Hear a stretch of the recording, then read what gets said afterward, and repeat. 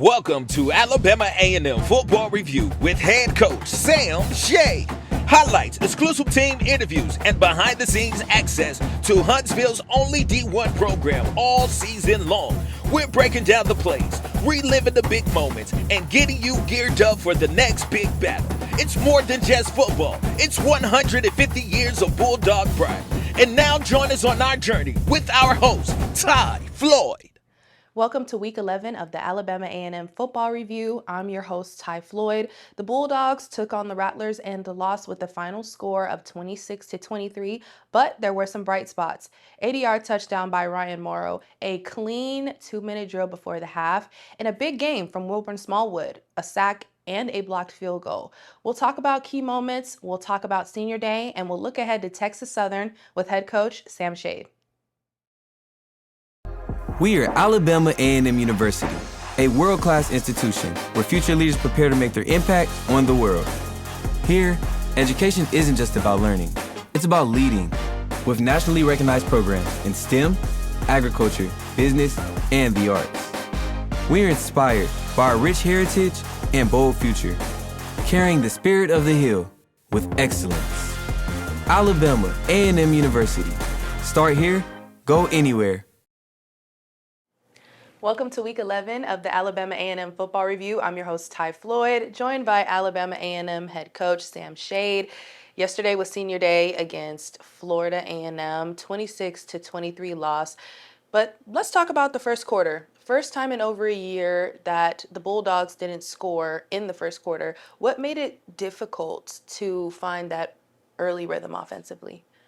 Well, we started off that first drive and we throw an interception. So obviously that set us back, gave them the ball early in that first quarter. And, fortunately for us, our defense was able to get a stop. But, we just couldn't find our rhythm early on in that first quarter as far as being able to run it and throw it. And so it just took a little time for things to open up. In that same time frame, your defense was able to only hold FAMU to 3 points. How do you feel about the way your defense has opened the game? I mean, over the course of these past few games, with the exception of Prairie View, they've played pretty well. Well, yes. Defensively, I feel like we have started off some ball games, pretty good, and particularly, this last game and some of the last 3 games. We've started off pretty good, opened the games up with good intensity and just good energy and things like that. It's just something that we've got to be able to continue to do throughout the game, though. Florida A&M controlled the time of possession early. How did that impact your ability to get into what you wanted to do offensively? Well, yes, it did affect us as far as not having as many opportunities early on because, like you said, they did control time of possession early, meaning our offense wasn't on the field and didn't get as many opportunities early. So it affected us, but, later on things started to change, though. With both sides settling in, what early adjustments were you looking for from your group heading into the second quarter? Well, we wanted to run the football. That was the big thing. It's what we've been talking about for a long time around here. And, we actually were able to get the running game going, running for over 200 yards on the day, which is something that we just haven't consistently done. So that was the adjustment we wanted to make. We wanted to be able to run the football and then have the play action passing game off of it. And so that's what we were striving for. And we, to some extent, we got that done. And speaking of the running game, your running back room got bit by the injury bug, unfortunately. But Isaiah Wokinkwo, Ryan Morrow carrying the load. Ryan Morrow shoots through the gap, 80-yard touchdown, the longest of his career. What did you see that allowed that play to open up the way it did? Well, we knew when we came out, and we knew that we had them in the defense that we wanted them in. And that was just one of those plays where everybody executed and the O-line got on their blocks. We actually had 2 tight ends in the game at that time. And, it was just everybody getting to their blocks and sustaining and getting pushed and all of that stuff. And Ryan Marr did a good job of, going north and south, just getting vertical through the seam. And once he hit it, it just opened up like the Red Sea. Before that long touchdown by Ryan Morrow, the offense was still searching for that consistency. What were the main challenges during this point in the game? Well, they were giving us some different fronts. They started out in a three-man front, and then they started mixing in some four-man fronts. It was really kind of a cat mouse game, so to speak, as far as them just showing us some different things, and so that kind of limited us getting the running game on track. Early on, but we did finally get it going, and we ended up with 233 yards in the running game. So, that's just part of football. You're gonna, sometimes people are gonna give you things to slow you down, and then you've got to figure it out and make the adjustments on the sideline, and that's what we did. Over the past couple of weeks, you've talked about the run game, putting emphasis on the run game. Right. But a casual football viewer might look at the roster and say, my gosh, they got Frank Pierre, they got Jordan Chambers-Smith, Davion Walker. So why do you emphasize the run game rather than let's put it in the air and get it to those guys? Well, because it starts with the running game. If you're not able to run the ball, then it makes you a one-dimensional offense. And so now for a defense going against you, if they don't have to worry about the run game, then they can lock in and hone in on the passing game, meaning their D-line can pin their ears back and really rush and get after the passer. In the secondary, they're not having to worry about run, so all they got to do is worry about pass. So, when you're one-dimensional like that, it's going to hurt you at some point. And, you look at the top teams in this league right now, in this conference, and they're all able to run the football. And so that's why the running game is so important. Everybody likes to see the passing game, and it's exciting and all that stuff. But if you want to win championships and be a championship program, it's going to start with the physicality of the run game. Your team executed a 2-minute drill beautifully, ending the half with a 23-yard field goal by David Falk. How important was that drive for the momentum going into halftime? Well, that was big. I mean, because they were up, and I felt like they did have the momentum.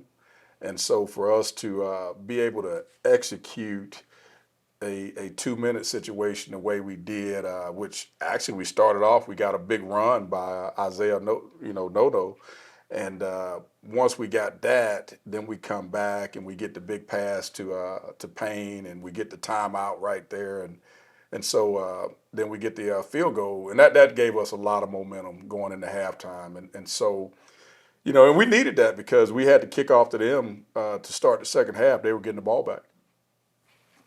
We're going to take a quick break. When we come back, we have more on the Alabama A&M Football Review.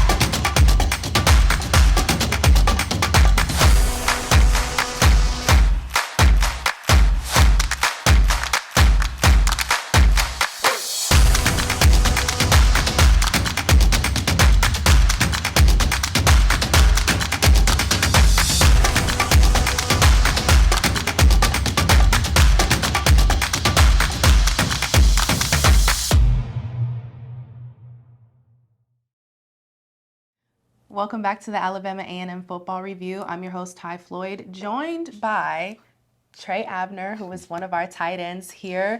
So Trey, as you head into your final week of the regular season, what does it feel like knowing that you're about to play your last game here at Alabama A&M? I mean, it's a bittersweet moment. Came a long way, from, Carson Newman all the way from Miles to now playing at Alabama A&M. It's been a long 5 years. So it's a bittersweet moment knowing that this will be my last game this coming up week. You've battled injuries this season, but still produced 35 catches for 380 yards and 3 touchdowns. What kept you locked in and committed to finishing strong? Just my personal mindset. Just coming into this year, I knew this was going to be my last year, so I just wanted to lay everything out on the field. Unfortunately, I had an injury during the middle of the season, so just coming back from the injury, just putting everything together to finish out strong. That was just really my mindset coming in from the injury this past couple weeks. Looking back at your time in this program, what moment or game stands out to you? Because if I had to pick one, it would definitely be the Legacy Series in Nashville where you basically called game. Yeah. So what would be yours? Would it be that or would it be something else? I think that would be a game. There's one on my top 3 for sure. I think another game also that stood out to me was Bethune-Cookman game. Had 100 yards in that game, 9 catches, a touchdown. So I think that was another big game for me. And I think the Arkansas game, that's why I think I set the foundation for myself at Alabama A&M. I think I put everybody on notice that game, against the SEC opponent. So I think there was another game for me also for this year. You've been one of the steady leaders on offense. What have you tried to bring to the younger guys, especially in your tight end room this year? Just a winning mentality. Go out there every day, compete against the man across from you, try to win every rep. This was one of our things we said this week. Just try to win every rep that you go out there and play. So just keeping the young guys motivated. We got some seniors, another senior in the group, Donovan Payne.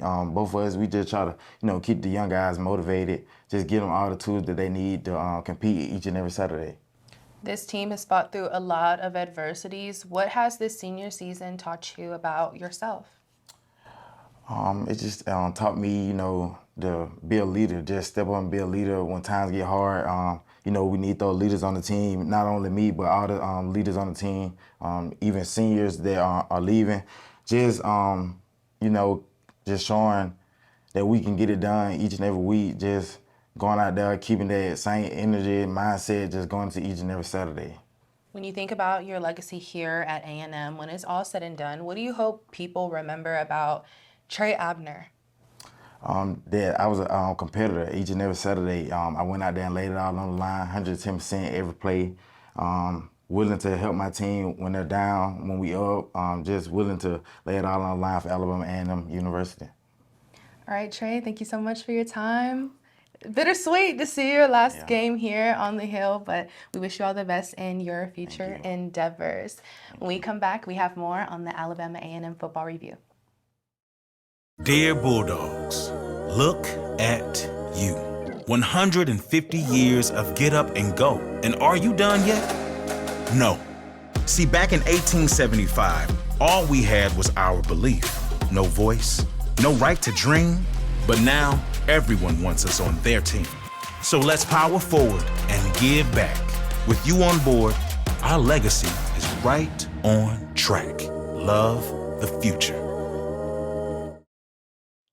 Welcome back to the Alabama A&M Football Review. I'm Ty Floyd with head coach Sam Shade. Going into the third quarter, coming out of halftime, the run game continued to be productive. What did you like about the physicality and the execution from the offensive line early in the third? Well, I'll tell you, we talked about it at halftime. We talked about it in the first half, we were getting on blocks, but we weren't getting movement and push. And so that's one of the things we talked about at halftime was, we had to bring more physicality. And I thought we did that. I thought our offensive line did that in the running game. Just unfortunately, we had to settle for field goals, more than touchdowns. And so I think, that was one of the differences in the game is that, we had to settle for field goals a couple times instead of getting in the end zone. FAMU leaned on their short passing game and tempo in the second half. What made that particular thing difficult to defend? Well, their quarterback had a good day throwing the ball. He was 20 for 24, which is a very high percentage, and 290 yards throwing the football. He made some throws into coverage that I had to tip my hat to him. He just he had a hot hand in the ball game, and so that's what made a lot of those short throws effective because he was completing them. And then they had a couple of explosive plays on us that hurt us in the passing game. So yeah, just one of those games where we got the ball back, and I felt like we had an opportunity, but just came up short. Eric Hanley delivered several throws under pressure. How did you feel about the way he handled the moment and being comfortable in that pocket? Well, that's the other thing. I thought our offensive line did a good job for most of the game. Keeping pressure off of Eric. I thought for most of the game. Obviously, there were a couple times in obvious passing situations like late in that fourth quarter where we were trying to get down and kick a field goal. They knew we had to throw the football. So, but when it was just normal situations in the game, I thought our offensive line did a good job protecting and giving time. Your offense put together one of the best drives of the night, capped by a 34-yard touchdown pass from Eric Hanley to Davion Walker. What stood out to you about the execution of that play? Because if I remember correctly, you did it on fourth down. Yes, yes. So at that stage in the game, we had to take some chances. The ball was inside the 40-yard line, I think at the 36-yard line, and it was 4th and 8. And I just knew that, hey, I didn't want to punt the football right there because if you punt in the end zone, they get it at the 20. So, I just knew right there that, hey, if we got the fourth down, we were going to go for it. And the offensive line did a good job of protecting. Donovan Payne did a good job running and executing the route, and Eric got the ball to him. So it was a huge play for us. I felt really good after we were able to execute that, and so just good execution. FAMU's go-ahead touchdown came on the 27-yard pass to Rogers. What did you see break down on that play defensively? Yes, we had a breakdown in our secondary. We did, unfortunately.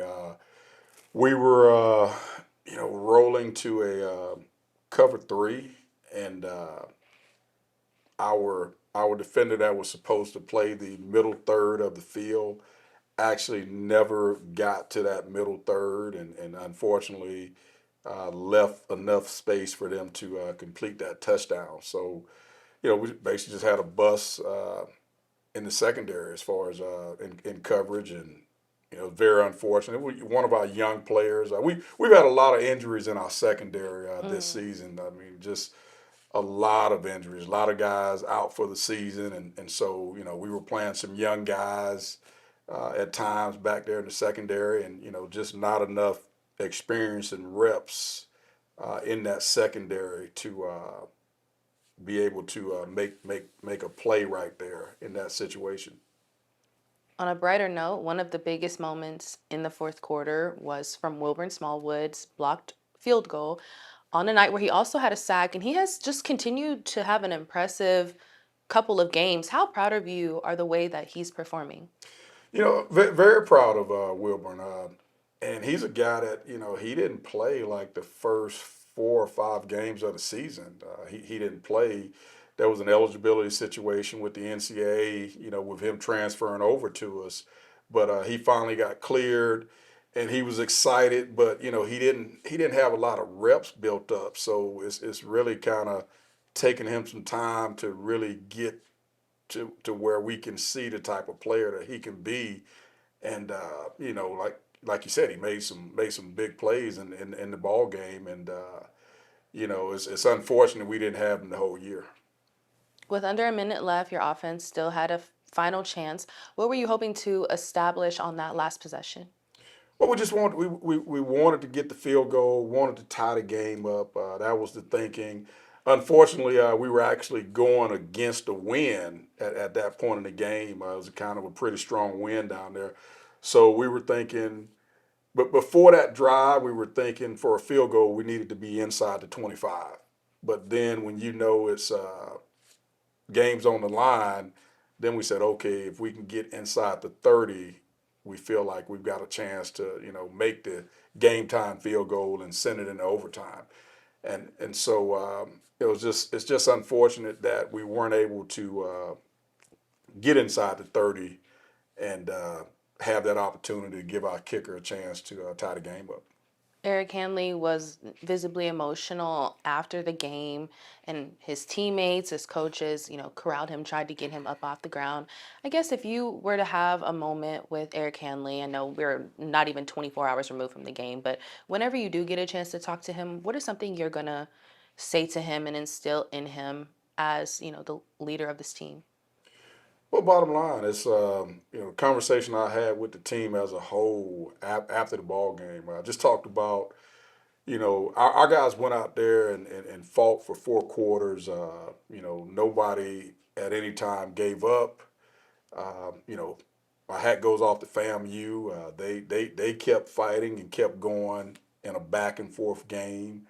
And, I just feel like we ran out of time. I really do just feel like, we ran out of time. If we'd had more time, I think we would have gone down and not only kicked the field goal, but maybe even scored a touchdown. So, that's the way things, in life sometimes it's not going to go your way all the time. And, it's just unfortunate for us that, I feel like we basically ran out of time.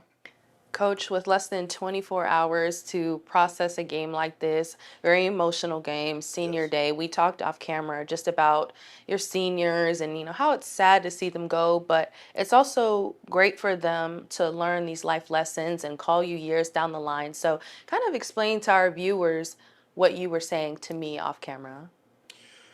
Well, just talking about obviously I've been around this game a long time as a college coach and seen a lot of guys come and go, but and it's tough. It's tough when you've had some of these guys.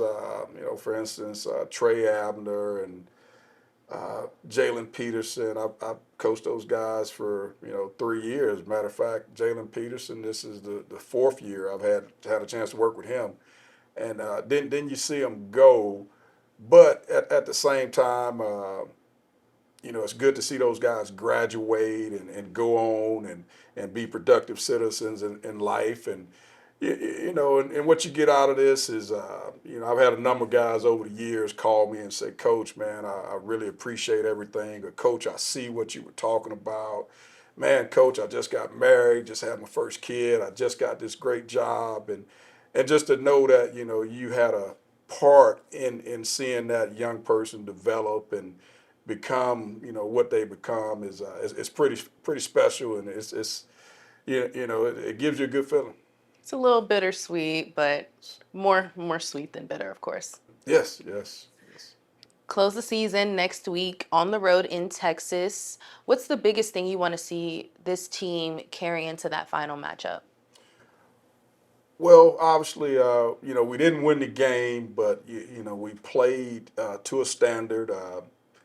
We were able to run the ball on offense. That's something that we've been talking about all season. Defensively, we held those guys to 92 yards of rushing.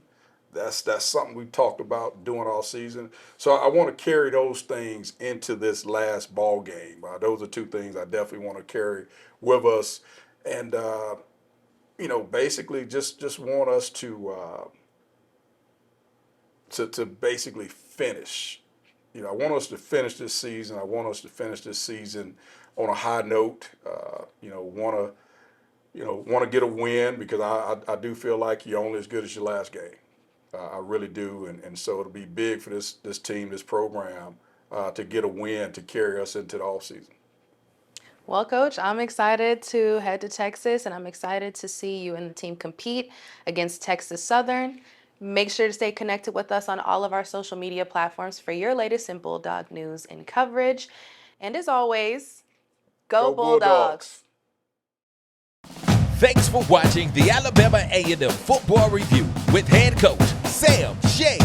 Your support is important to us and the outstanding student athletes here on the Hill. We encourage you to support the entire athletic program and become a season ticket holder, or be a part of something much bigger and become a torchbearer. Visit AAMU.edu for more information. Until next time, stay connected and go Bulldogs!